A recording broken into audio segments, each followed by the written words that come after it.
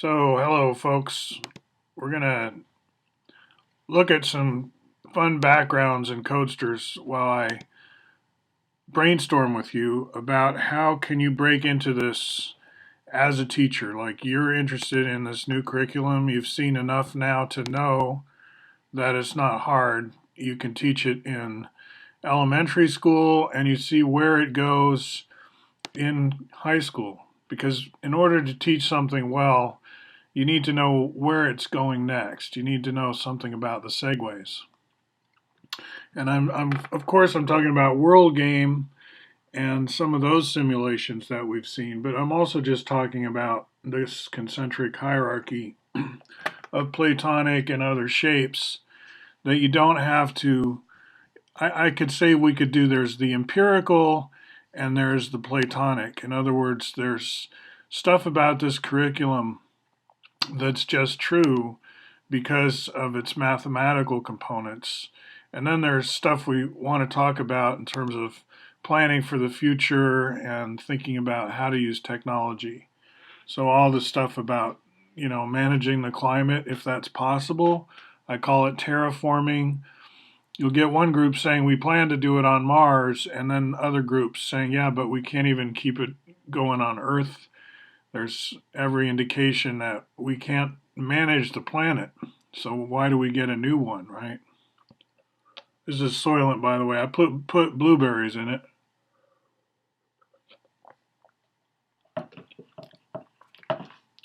3D printing.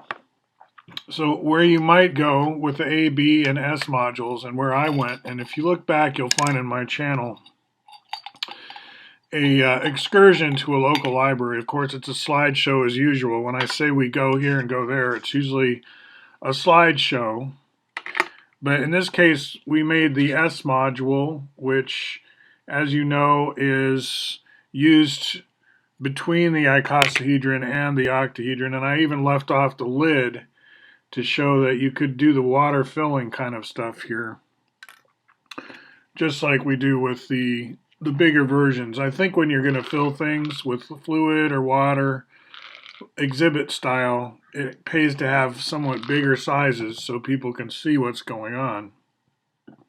But these two S modules are actually phi scaled. And when I say that, I mean that you multiply all the linear edges by phi, and as a result, the total volume is multiplied by phi to the third power.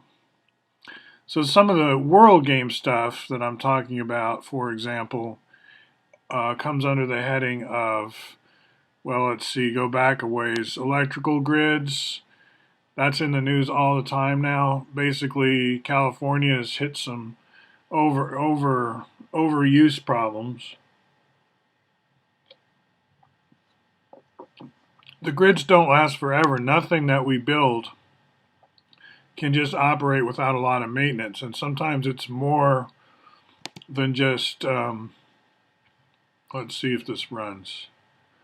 What's true about this particular Codesters is there are dependencies on external resources. I'm actually importing from URLs, or I'm using URLs to import various graphics.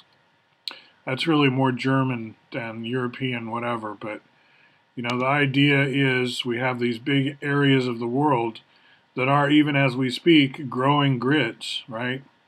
You can think of it almost as a biological process. It's part of this cosmic computer called planet Earth that we're weaving together, both out of cells and silicon and other elements. It's not like computers and human intelligence are completely distinct. Where one leaves off and the other begins, we like to think, well, that's obvious. Like when the robots come attack us in a big army and we're fighting them tooth and nail, that's going to be obvious. The humans are on one side and the robots are on the other, but it's really not that simple, is it? It feels more like maybe in Silicon Valley half the people are already robots, right? They were making fun of Mark Zuckerberg for that. His appearance in Congress, he seemed a lot like Commander Data, right, in Star Trek.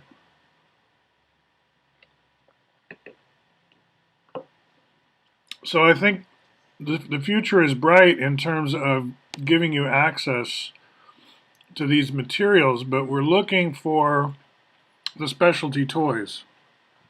Because I think it's a barrier to a lot of people that they would like to share these volume relationships and pour two cubes into a rhombic dodecahedron, but there hasn't been any encouragement to do that. And why, right? So what's the holdup? So I would start to look at more at what the blocks are in the supply chain rather than focus on what we need. You already know what we need. Where's the what's the holdup? And I think the holdup is clear. It's the curriculum doesn't want to update and include any of this, or a lot of this material is just not being worked. We're just kind of kicked back and not working it.